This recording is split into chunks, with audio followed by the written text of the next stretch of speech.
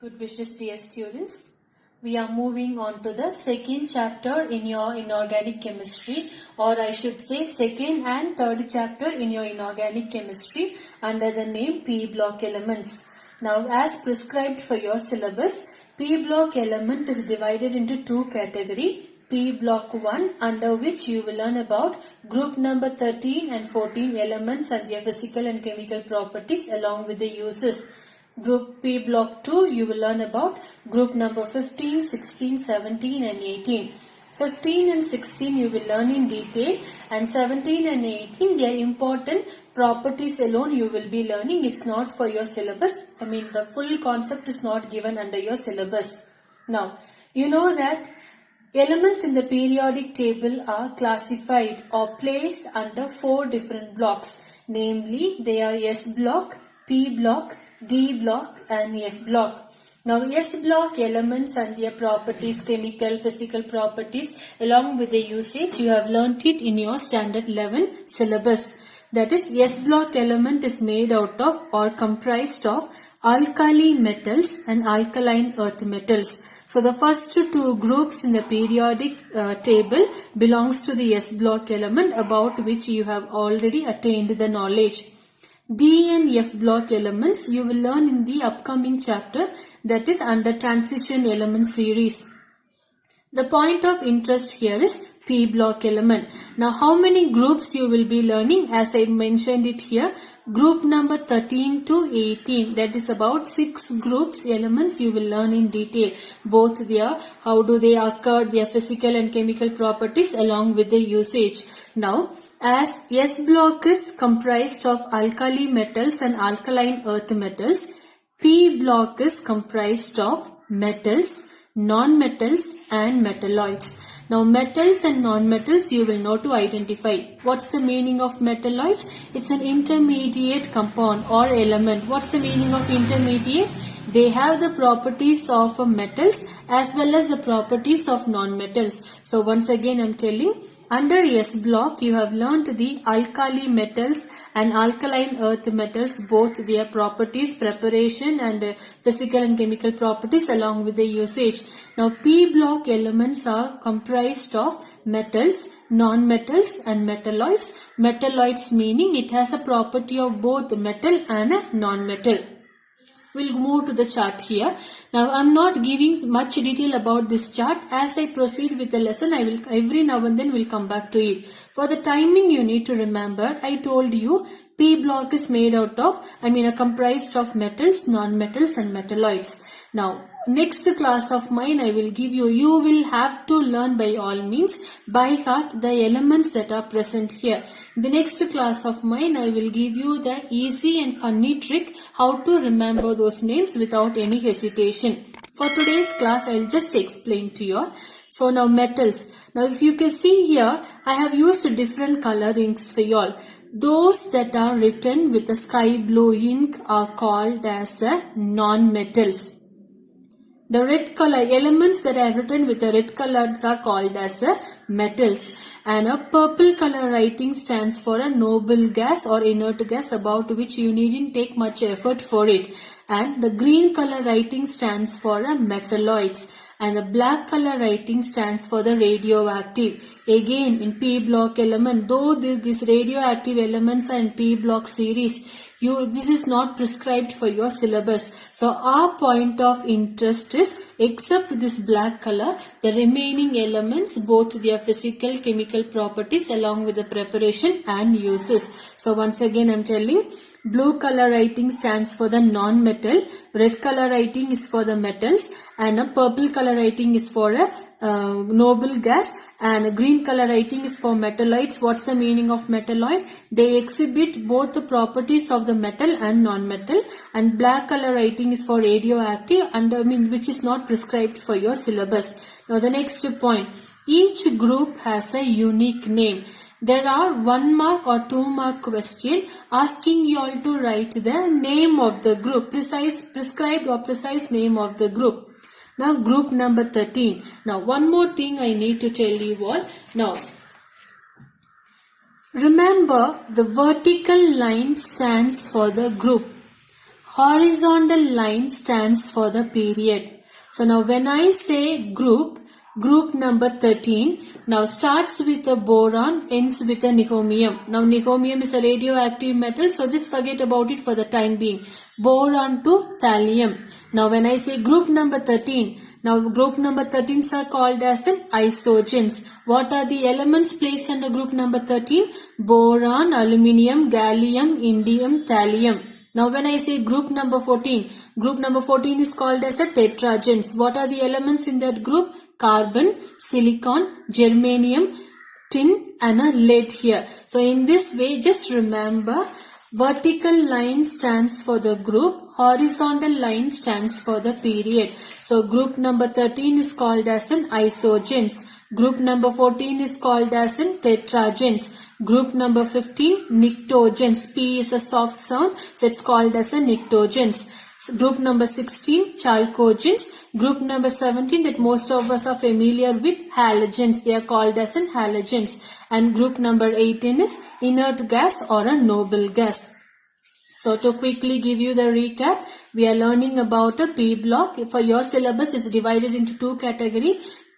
Group number 13 and 14 under P block 1, 15, 16, 17 under P block 2. In that 13, 14, 15, 16 groups you will learn in detail, whereas 17 and 18 you will learn only the important properties or the characterism. Now, elements are placed under 4 blocks here. S block, P block, D block and F. S block you have learnt it in standard 11 and P block you are learning it right now, and a D and F you will learn it under transition elements.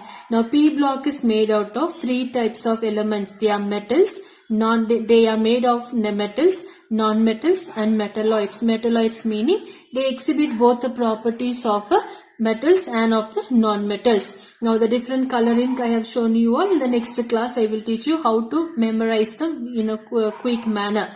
Each group is given. Once again I stress here, vertical line stands for group, horizontal line stands for period. So each group is known as by their precise name. So group number 13 is known as an isogens, group number 14 tetragen, group number 15 pnictogen, group number 16 chalcogen, group number 17 halogen and group number 18 inert gas. Now when I say group, you need to have some common criteria or a similarism under which I can say now these are belonging to one group. Now for example, when we say about a football player, you cannot add anybody and everybody into the football team. One who knows to play or one who has an interest to play that particular game. So similarly, now when I say isogen family or a boron family, why these elements are placed under this group? What is the criteria or what makes these elements to be placed here? It's given under 4 points for you all. It's one of the 2-mark repeated question. Write a note on general trend about the P block element or a family. Now we can also call it as a group or a family here. They are explained under 4 concepts. If they ask you for a 2-mark, all you have to write is what are those 4 criteria. On the other hand, if they ask you for a 3-mark, you will have to go in detail about which we will see it in the next page. So general trend of the P block elements are explained based on the 4 concepts. I have just given the number 1, 2, 3, 4 I have given. First one, based on their electronic configuration. Second one, based on their size. Third one, ionization enthalpy. And the fourth one, electronegativity. So for 2-mark point of view, if they ask you, write about the general trend in P block element, you have to write based on what criteria these elements are placed in particular group. One is based on their electronic configuration. 2, based on their size. Third one, based on their ionization enthalpy. We will see what it is later on. And of point number 4, based on their electronegativity. Now, we will see in detail about one by one those trends. The first trend is based on their electronic configuration. Under the electronic configuration, you will also learn about oxidation state. Now, if you refer to your textbook, a big paragraphs of explanation is given. I have tried my best to put down in points for you, so that just reading you will be able to understand the explanation or a concept that is being explained there. Now, general electronic configuration is NS2 NP126. Now, NS2 stands for S orbital. In electronic configuration of p block, you will see the S orbital completely filled. Now, you also know, now when we say yes, how many electrons can be in a S orbital? S orbital can have a 2 electron. Now, p, when you say what's the maximum number of electron in the p orbital? 6 is the maximum number. Now, when I say d, what's the number of electrons in the d orbital? 10 is the maximum number. F, when you say how many electrons it can hold? 14 electrons. So now when I write here NS2, the S orbital will be completely filled. The difference will exist only in terms of p orbital. So it comes from 1 to 6, any number it contains here. So the point number 1 for you all is NS2. General electronic configuration is NS2 NP126. Now, why do I call a p orbital or p block elements? Electrons begins to enter the p orbital. If you look here, starting from 1, it goes up to completing its full potentiality, that is reaching up to a maximum number of 6. So why do we call them as a p block element? The last electron enters the p orbital. Point number 2. Outer shell electronic configuration is similar. I will explain to you in a matter of few seconds. Point number 3. Principal number, that is a small n, symbol is small n, differs. So what's a small n stands for? Higher energy level. So once again I am reading these 2 points. Outer shell electronic configuration is similar. Principal number alone differs. What's the meaning of principal number? Higher energy level. Now if you have seen these examples, boron I have taken. What's the atomic number of boron? 5. If you plot the configuration, what's my configuration? 1s2, 2s2, 2p1. Now if you look at it here, the energy level here is 2.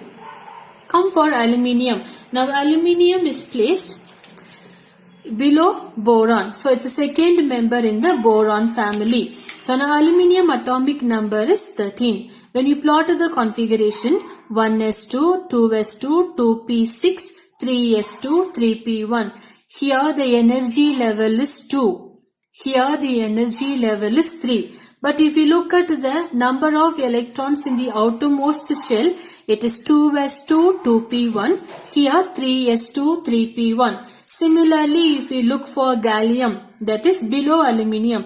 Now this is in the second energy level, this is in the third energy level, and this one will be the fourth energy level. Fourth energy level, what will be the configuration?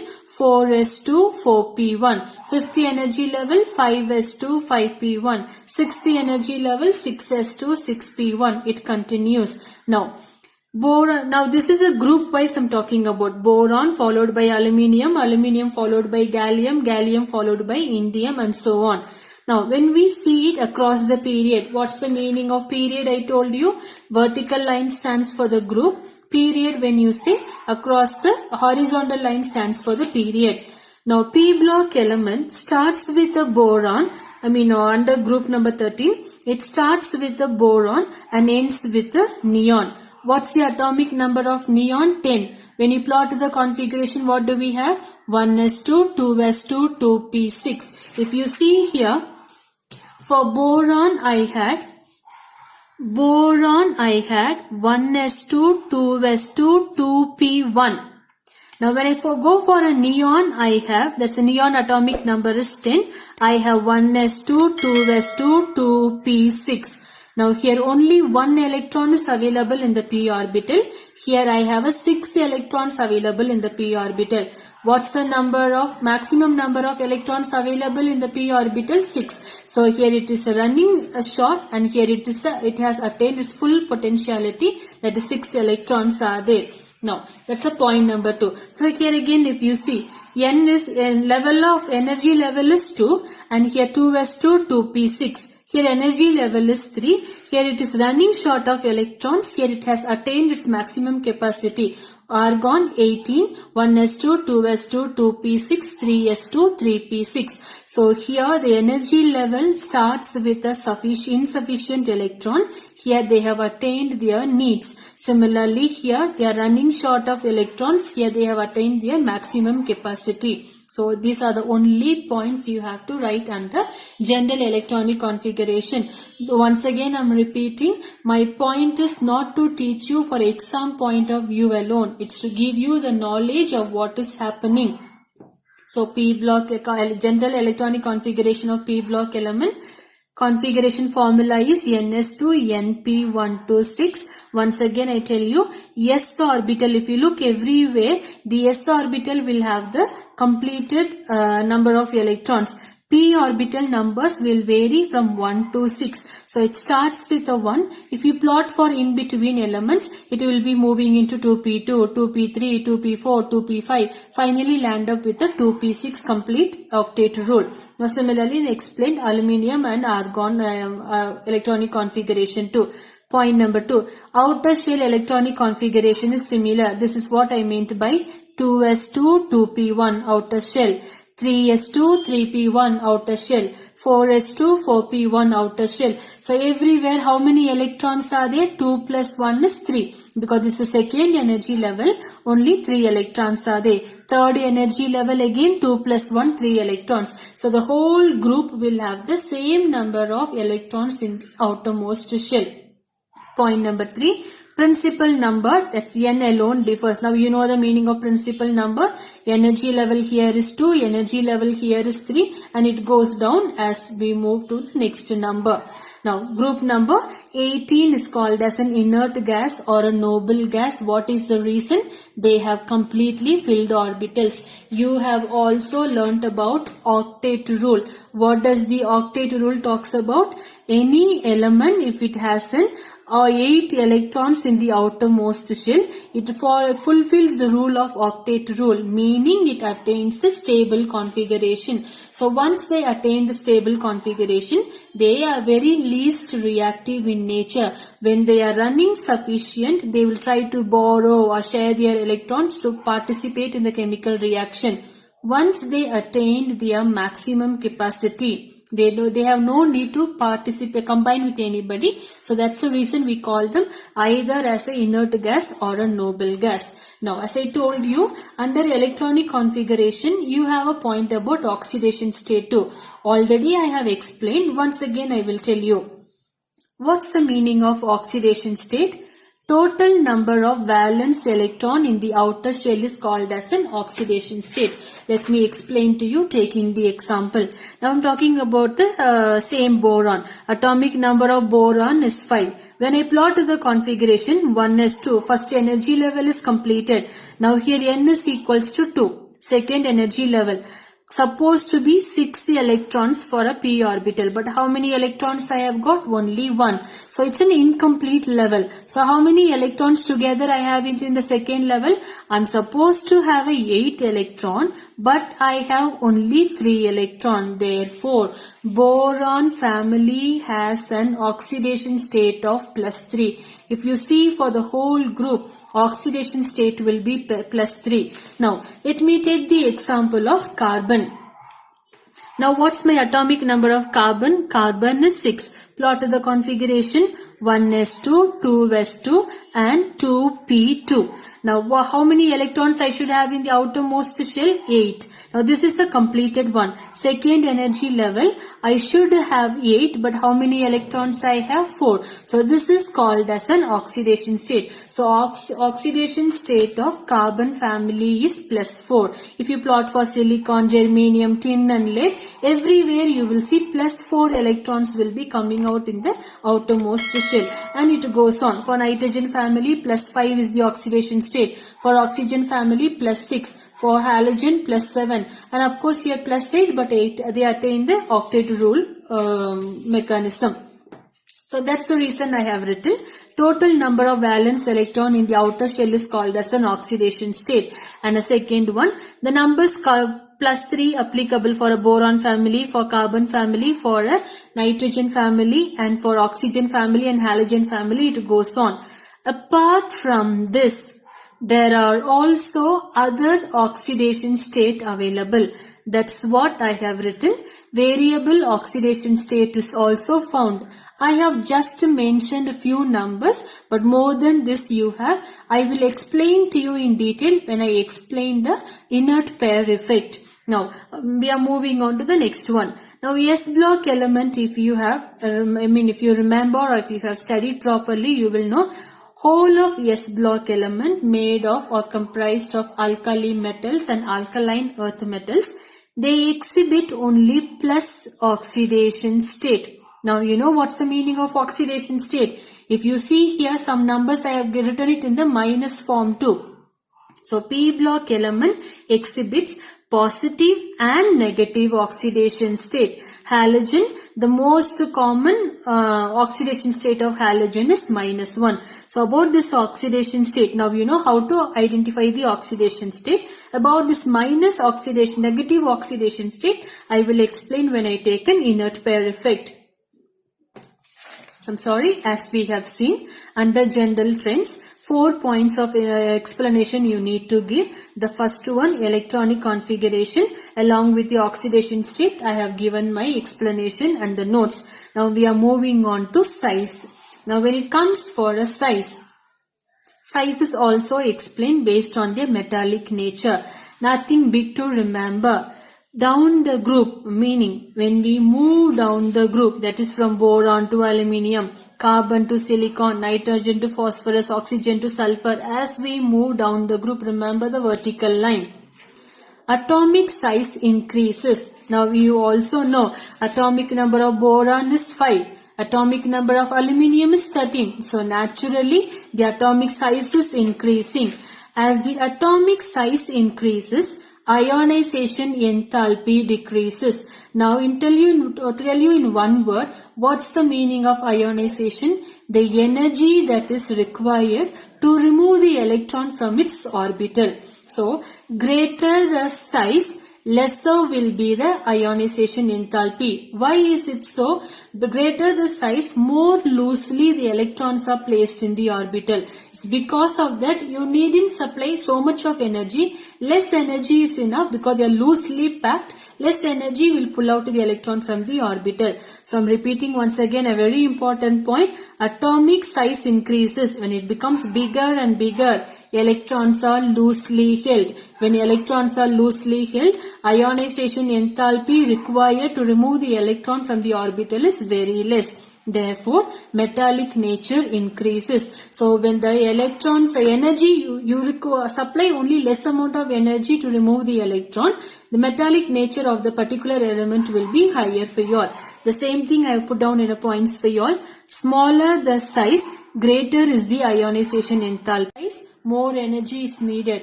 Greater the size, less energy is needed because there will be electrons are loosely packed in a greater size. Electrons are tightly packed in a smaller size.